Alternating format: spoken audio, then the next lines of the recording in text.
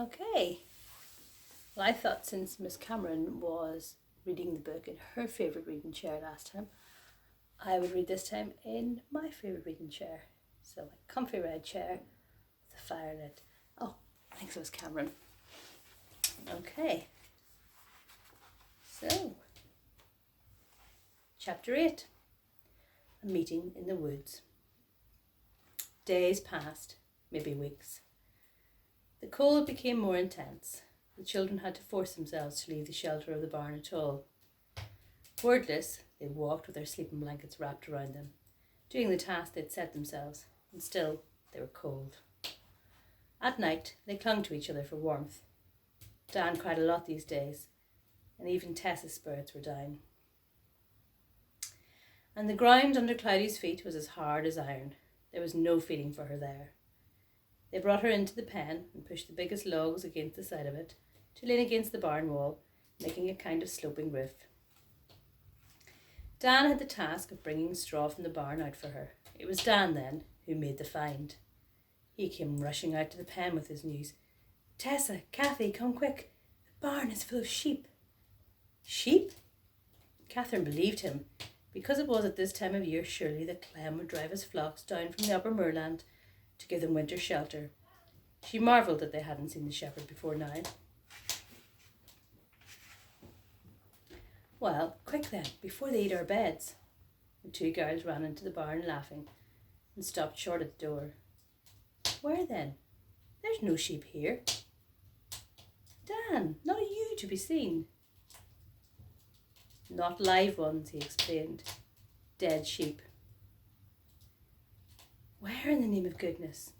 "Why, in the straw under where we slept." And grinning at his trick, he pulled a thick layer of straw. "There!" He was right. Stretched to dry between the layers of straw were some whole sheepskins.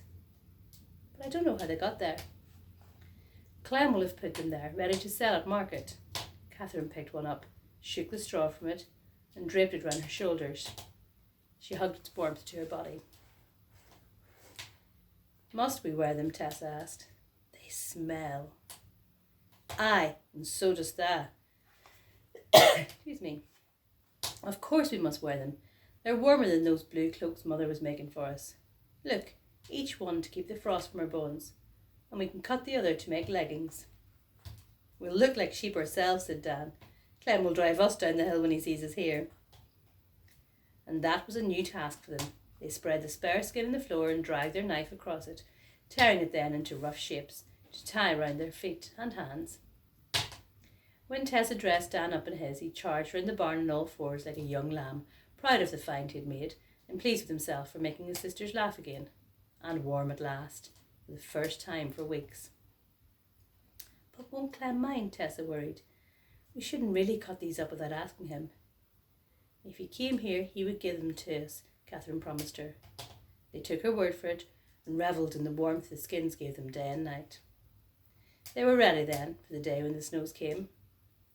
They woke up to it one morning and could see it in the tracks of the animals that had prowled around their barn in the night and had kept their distance. It hushed the distant howl of the wild beasts and the dry crackle of the crows. It seemed to cloak the field with quiet and comfort. And after the snowfall came sunshine and blue skies, though the snow stayed firm on the ground and the air was cold enough to freeze their breath as it left their lips, or so it seemed. Dan was ecstatic about it. He whizzed handfuls of snow up into the branches of the trees or through the barn door when it was open, and at the hens. Tessa marvelled at the new loveliness of their trees. Sing hey for the wind, sing ho for the rain, and sing for the gentle snow again. She sang in the field at the top of her voice, till a well-aimed snowball filled up her mouth. "Why, Dan Tabbut, thou toad-faced goblin, I'll have the head for a snowball, see if I don't." Catherine sat in the thinking log listening to their screams of laughter as Dan and Tessa chased each other round the field. She wondered sadly how long it was since they had last played like that, and had she lost her childhood then in all this, since she couldn't run out and play with them. Yet she felt some kind of comfort in the snow. Surely it must curb the plague. Whatever it was that carried it from house to house wouldn't survive this cold.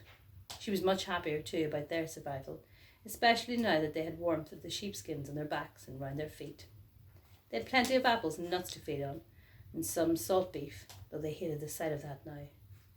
The stolen hens weren't very good layers, but they did supply them with a few good eggs every week, and she loved the familiar sound of them as they fussed around Cloudy in the pen.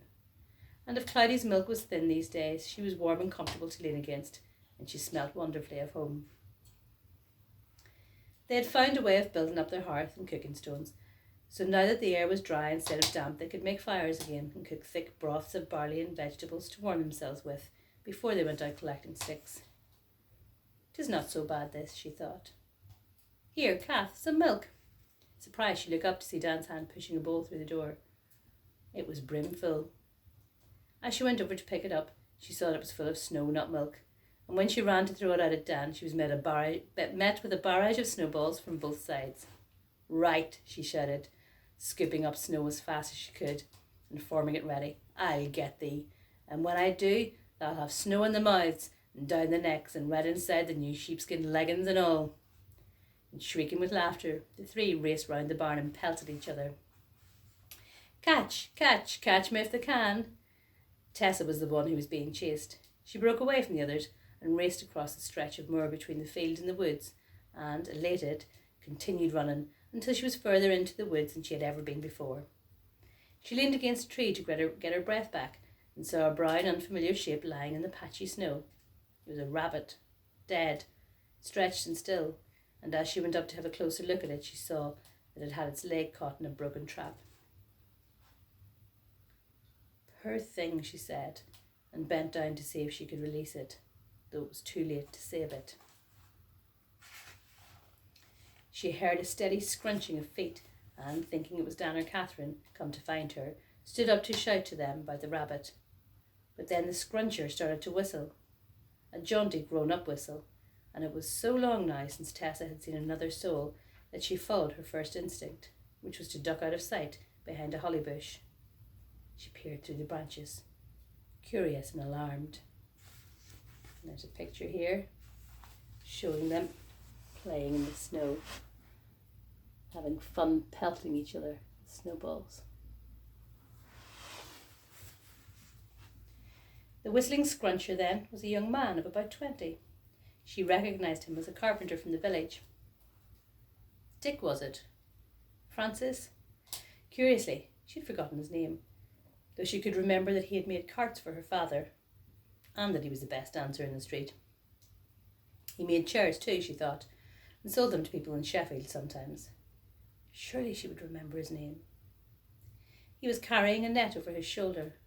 When he came to the trapped rabbit, he let the net down in the snow beside him and drew out a knife from the sheath in his belt. He knelt down to the trap and then suddenly stopped whistling. Tessa peeped round and jerked her head back quickly. He was examining her footprints in the snow. He straightened up and followed the prints to the holly bush. Tessa could feel his eyes probing the thickness of it. He spied her at last and lunged around to the side to grab her, quick as a fox, but she was quicker. Like a frightened rabbit herself, she darted out of his reach and scuttled to the shelter of another bush. "Don't touch me," she begged. He stared at her, saw how she quivered, and how wide with fear her eyes were.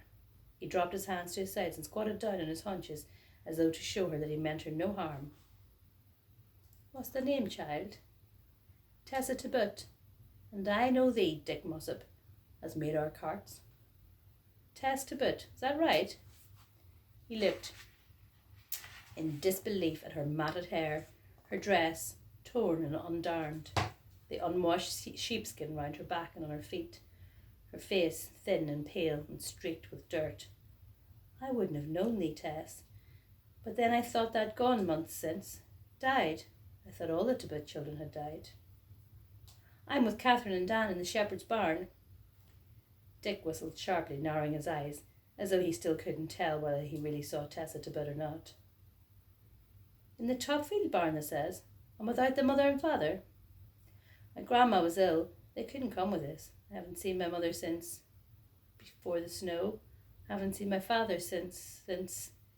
Tears blurred into her eyes, and she sought in her confusion to remember how long ago it was that she had last seen him. "Since the day the wind blew." Dick whistled again. And art they not afraid up here? Tessa shook her head. And there they are, and look, there's Tessa hiding behind the bush, watching what's going on with the little rabbit. She hadn't been afraid since the night Dan had heard Ghost the mouse. Not in the barn.